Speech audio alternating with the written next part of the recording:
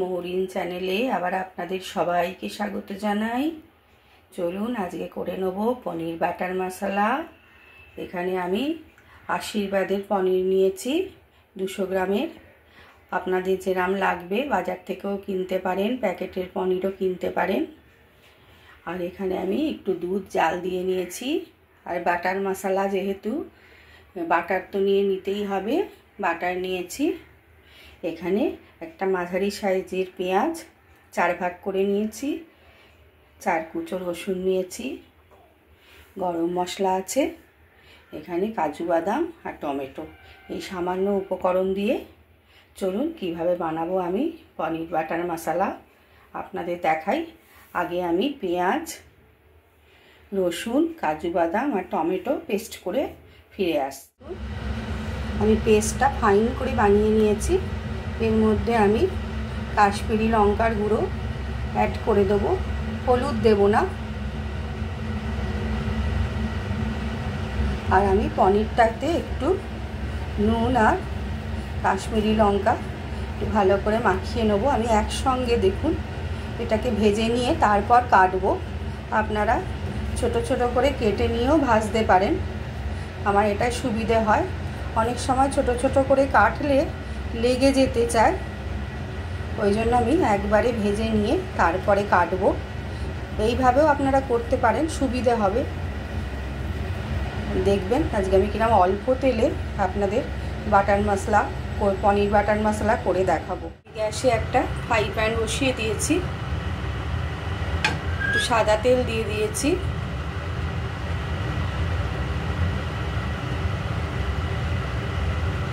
এবার আমি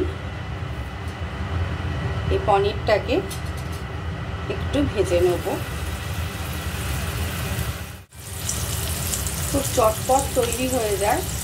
কোথাও যদি বাইরে যান, এসে কি রান্না করবেন, এরকমভাবে যদি পনির বাড়িতে রাখা থাকে চটপট বানিয়ে ফেলতে পারবেন।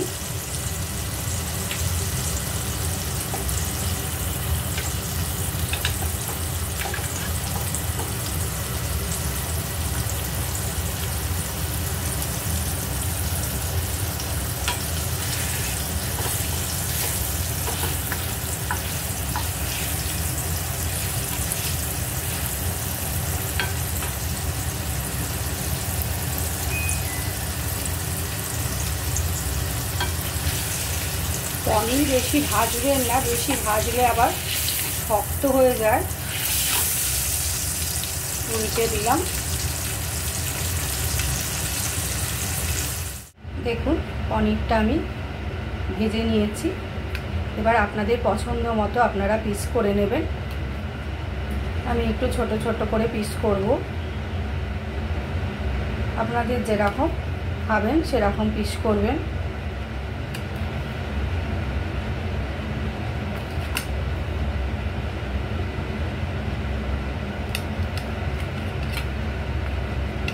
পনিরগুলো পিস করে নিয়ে আমি ফিরে আসছি। পনিরগুলো আমি ছোট ছোট করে টুকরো করে নিয়েছি। এবার গ্যাসটা আমি অন করে দিয়েছি। এর মধ্যে আমি অল্প একটু বাটার অ্যাড করব।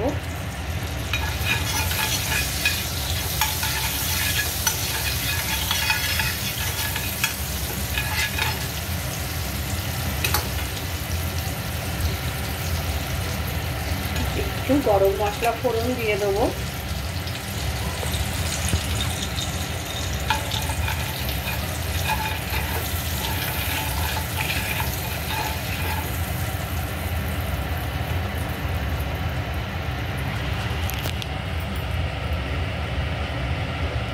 মোটামুটি গরম হয়ে গেছে। এর মধ্যে আমি এই পেস্টটা দিয়ে দেবো।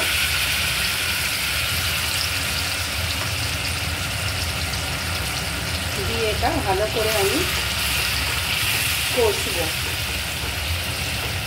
এটা আমি ভালো করে কষে নেব।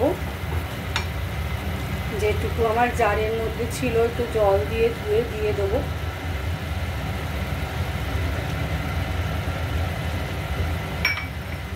যেহেতু পনির বাটার মশলা একটু মিষ্টি মিষ্টি হয়, আমি 1.5 চামচের মতো চিনি অ্যাড করলাম, পরিমাণ মতো নুন দিয়ে দেবেন। আর আমি হলুদ অ্যাড করিনি, শুধু কাশ্মীরি লঙ্কা দিয়েছি, এতে কালারটা ভালো আসে।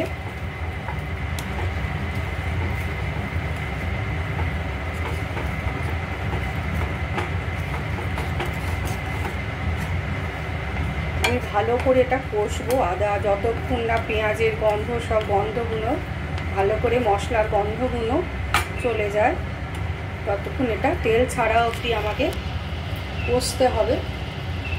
তো চাপা দিয়ে দিয়ে খানিকক্ষণ রাখবো, আবার ফিরে আসছি। দেখি চলুন কতটা আমাদের কষা হলো দেখি। দেখুন একদম তেল ছেড়ে দিয়েছে, পারফেক্টলি কষা হয়ে গেছে। এবার আমি পনিরগুলো এতে দিয়ে দেবো। আপনারা চাইলে ঘিও ব্যবহার করতে পারেন।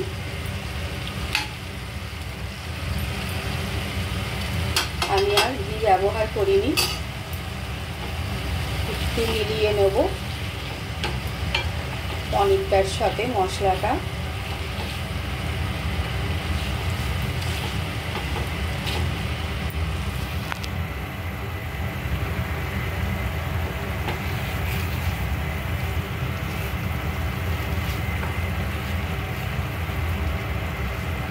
পনির দিয়ে বেশি নাড়বার দরকার নেই, অল্প একটু মশলার সাথে মিলিয়ে নিয়ে আমি এর মধ্যে দুধ অ্যাড করে দেবো। আমি তো দুধ পাশে জাল দিয়ে রেখেছিলাম, এই দুধটা আপনারা অবশ্যই দেবেন। দুধটা দিলে ভালো লাগবে, জলের বদলে দুধ অ্যাড করবেন।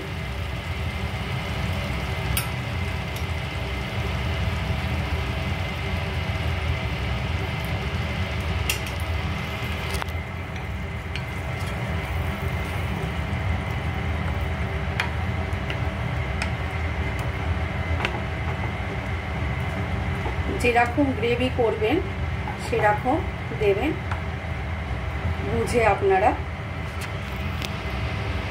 এর মধ্যে অল্প একটু জল দেবো, বেশি দুধে করবো না, খুব ভারী হয়ে যাবে। একটু জল দিয়ে দিলাম। আপনারা পুরো দুধেও করতে পারেন।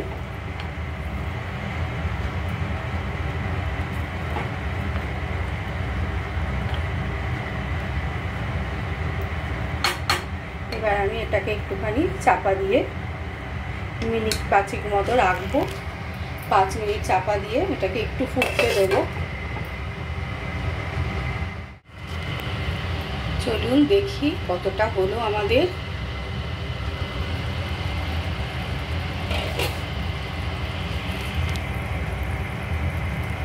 দেখুন সুন্দর একটা স্মেল বেরোচ্ছে। আমার পনির বাটার মশলা একদম রেডি হয়ে গেছে। এর মধ্যে আমি অল্প পরিমাণ বাটার অ্যাড করে দেবো। যেহেতু এখন কেউ ঘি মাখন বেশি খায় না, আমি হাফ চামচে মতো দিচ্ছি। আপনারা যদি খান তো 1-1.5 চামচে বাটার ব্যবহার করতে পারেন, খেতে আরও ভালো লাগবে। আমি বাটার আর ইউজ করব না।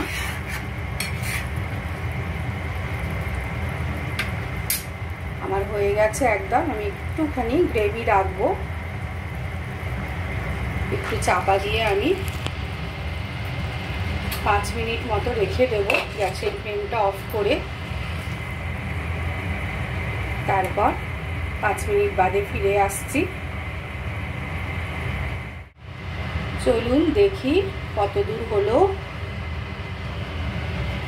দেখুন একদম পারফেক্টলি হয়ে গেছে। আমি 5 মিনিট ঢেকে রেখে দিয়েছিলাম। ওপর থেকে একটু আমি গরম মশলা অ্যাড করে দেবো।